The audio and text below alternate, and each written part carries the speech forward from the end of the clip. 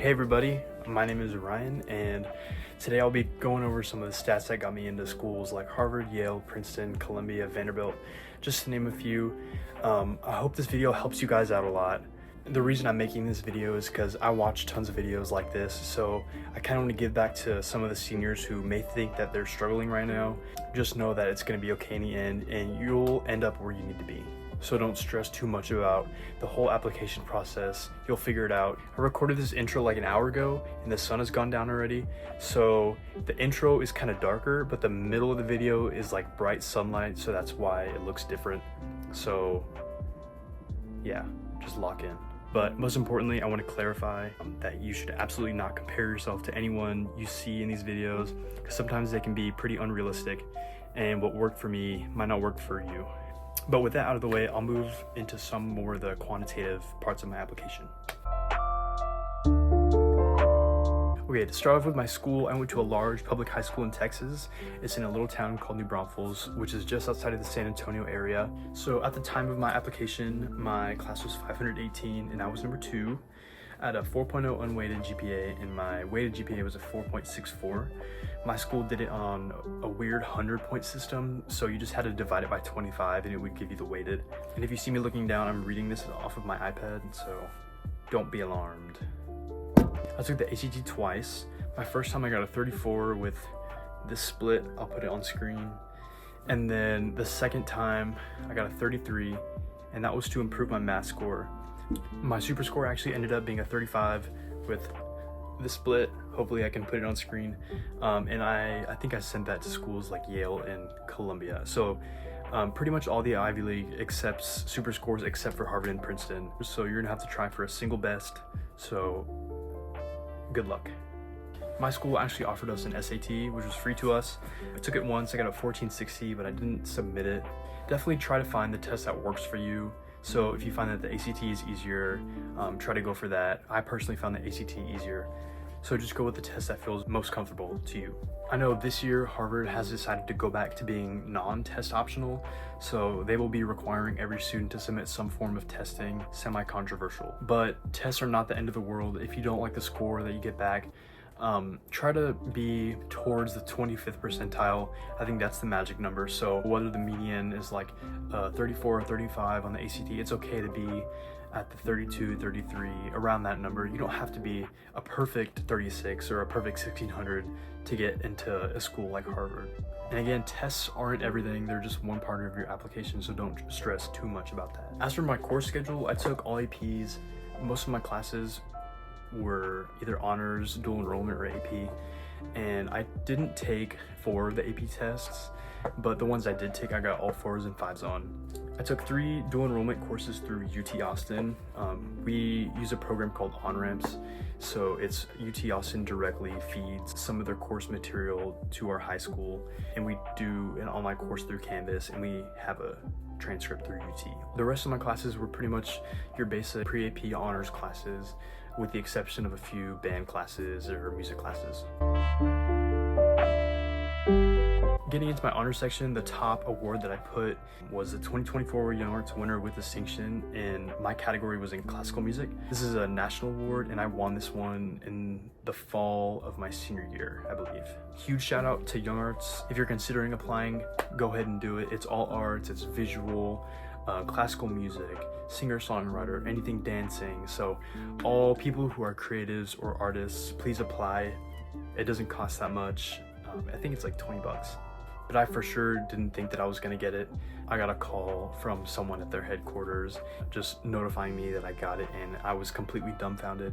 And I don't think that I would be in the same position that I am right now without Young Arts. So please apply if you're considering that. My second award that I listed under my honors section was the Texas Music Educators Association All-State Band. I was in 6A, so that's the highest conference in Texas. So in Texas, we have our sizes are based of like letters, basically. So if you're a 1A, you're the smallest school, and you're a 6A, you're the highest school. My school was actually a 5A, but I competed in the larger division, and I won this award my 10th, 11th, and 12th grade. But my 11th grade, I was actually the first chair in the state of Texas For my third award, I listed the University Interscholastic League Texas State Solo and Ensemble Contest Outstanding Performer. I got this in my 10th and 11th grade year. My 10th grade, I got it for scoring perfect score on my 9-10 music theory exam. In my 11th grade, I was selected as the best performer of the day from a specific judge on the entire weekend that all the people performing were there. My fourth award I listed was the College Board National Hispanic Recognition Program.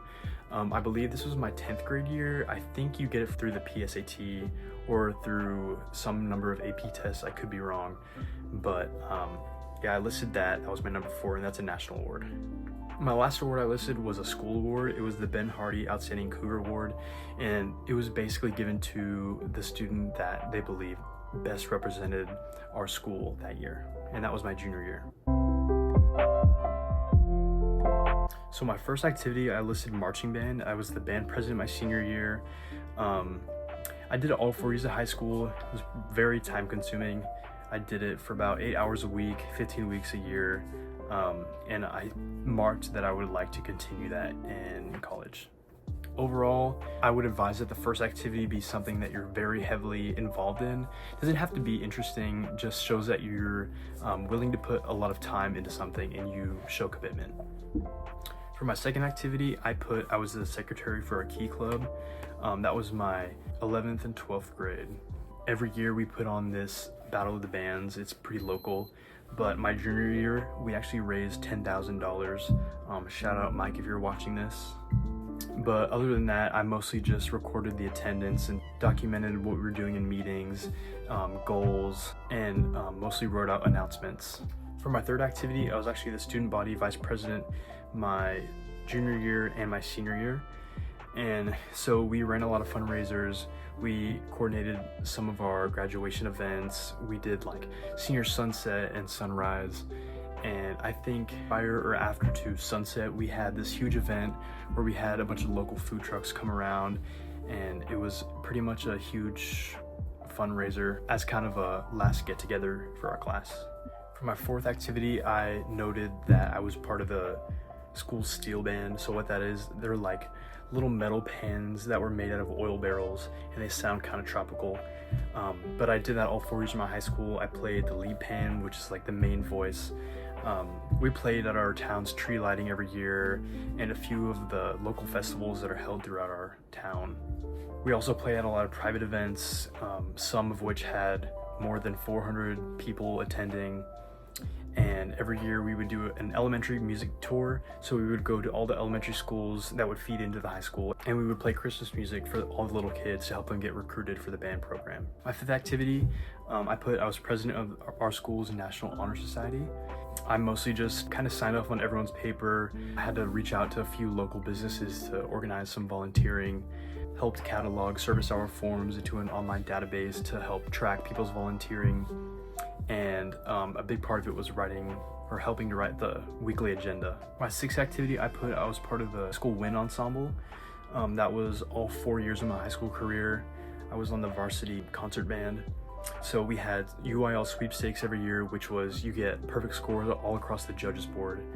I helped run some sectionals in preparation for some of the concerts, and I repaired some instruments that were in dire need of fixing.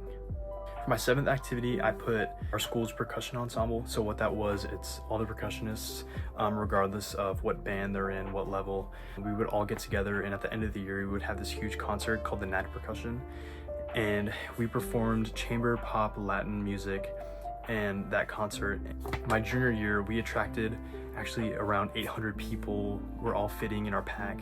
And I believe we had a famous NBA player come to our concert because we were having the famous bass player, Victor Wooten, was playing at our concert. So he played with us. For my eighth activity, I actually put that I was a member of a mariachi band. I played alongside my dad's group. I was playing the vihuela. And so we played for funerals, church services, and masses, and pretty much all around the Austin area.